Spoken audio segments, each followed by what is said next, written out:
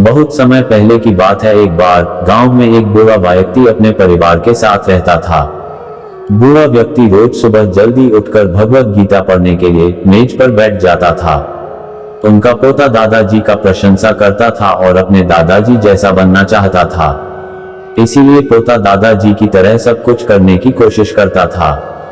एक दिन पोता अपने दादाजी के पास गया और कहा, दादाजी, मैं आपकी तरह रोज मेज पर बैठकर भगवत गीता पढ़ता हूँ, लेकिन मैं इसे ज्यादातर समझ नहीं पाता हूँ, और जो कुछ भी मैं समझ पाता हूँ, किताबें बंद करने के तुरंत बाद में उसे भूल जाता हूँ।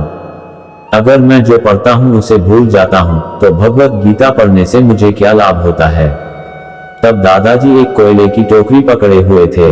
वह अपने पोते की तरफ देखा और उसे कोयले की टोकरी देते हुए कहा, नदी पर जाओ और मेरे लिए एक टोकरी पानी लेकर आओ।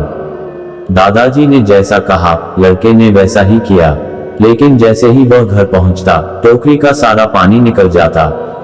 दादाजी ने मुस्कुराते हुए कहा, वापस पानी लेने के लिए नदी में जाओ और फिर से कोशिश करो, लेकिन इस बार थोड़ा तेज चलने की कोशिश करना। Bhagavad Gita story in Hindi. लड़का मान गया और इस बार नदी से पानी लेकर जल्दी घर पहुंचने के लिए तेज भागा। लेकिन इस बार भी घर आने के बाद दादाजी ने देखा तो टोकरी खाली थी। दादाजी ने अपने पोते से कहा, जाओ फिर से कोशिश करो, लेकिन हर बार रास्ते में टोकरी से पानी निकल जाती था और टोकरी खाली हो जाती थी।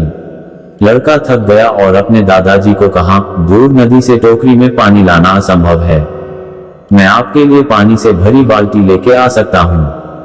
दादाजी ने उत्तर दिया, मुझे पानी की बाल्टी नहीं चाहिए, मैं चाहता हूँ तुम उस कोयले की टोकरी में ही हमारे लिए पानी लेकर आओ।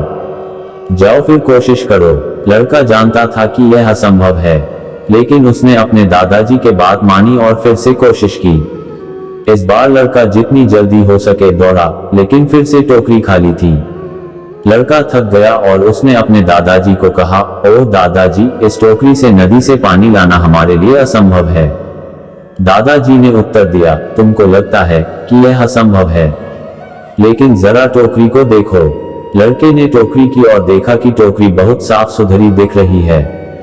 उसने देखा टोकरी से कोयले के सारे दाग हट गए हैं। अब कोयले की टोकरी अंदर और बाहर से साफ हो गया था। दादाजी ने कहा, तुमने देखा कि टोकरी अब सारे दाग मुक्त हो गया है। जब आप भगवत गीता पढ़ते हैं तो ऐसा ही होता है। तुम जो पढ़ते हो उसे तुम समझ या याद नहीं रख सकता है, लेकिन ये शब्द तुमको अंदर और बाहर से बिल्कुल बदल देगा। दोस्तों, ये कहानी आपको कैसी लगी कमेंट करके हमें जरूर बताएं और हमारे चैनल को सब्सक्राइब कर ले और बेल आइकन को ऑल पर सेट कर ले।